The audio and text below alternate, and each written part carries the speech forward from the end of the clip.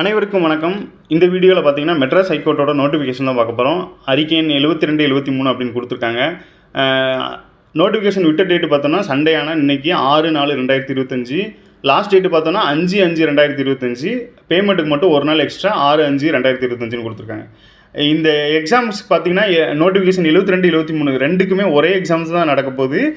இதில் 2 எக்ஸாம்ஸ்லேயும் நம்ம தகுதியின் அடிப்படையிலையோ வகுப்பாரி அடிப்படையிலையோ வந்து கீழ்கண்ட போஸ்டிங் வந்து ஃபில் பண்ணுறான்னு சொல்லியிருக்காங்க.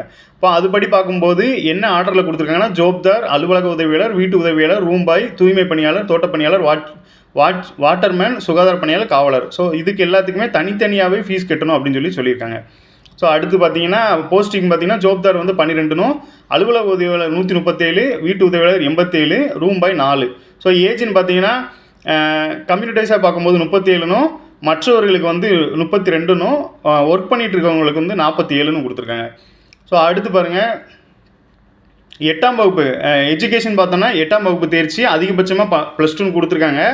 அது போக நீங்கள் டிகிரி சர்டிஃபிகேட் வச்சுருந்தீங்கன்னா கண்டிப்பாக அப்ளை பண்ணும்போது கொடுக்கணும் அப்படின்னு சொல்லியிருக்காங்க. இது போக அலுவலக உதவியாளருக்கு வந்து லைட் மோட்டார் வெஹிக்கிள் 4 வீலர் இருந்தது அப்படின்னா அதுக்கு எக்ஸ்ட்ரா மார்க்கு கொடுக்குறதா சொல்லியிருக்காங்க.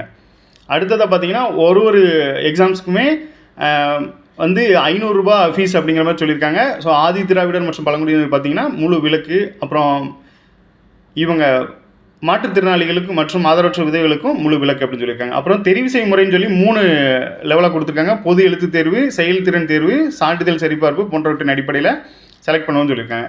இதில் சிலபஸ்ன்னு பார்த்தீங்கன்னா 8ஆம் வகுப்பு அடிப்படையில் தான் இருக்க போகுது. எப்படின்னா பொது தமிழ் வந்து 8ஆம் வகுப்பில் புக் பேக் பேஸ் பண்ணி தான் இருக்கும். அடிப்படை அறிவுன்னு பார்த்தோன்னா நடப்பு நிகழ்வு அடிப்படை கணிதத்திறன் மற்றும் கரண்ட்டு பேஸ் பண்ணி இருக்கும். மீதி எல்லாமே பழைய கொஷினில் இதுக்கு முன்னாடி இந்த வேலைக்கு என்னென்ன மாதிரி கேட்டிருந்தாங்களோ அதுபடி இருக்கும்.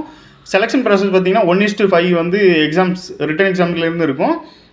செகண்ட் ஸ்டேஜுக்கு 1:3 1:2 இருக்கும், அந்த மாதிரி இருக்கும். ஸோ அதோட ஸ்கில் டெஸ்ட்டோட இதுவும் கொடுத்துருக்காங்க. ஒரு இதுக்குமே அந்த வேலைக்கு ஏற்றாப்பில் உள்ள ஸ்கில் டெஸ்ட்டுக்கான மார்க்கும் செலெக்ஷனாக வச்சுருக்காங்க. ஸோ நன்றி.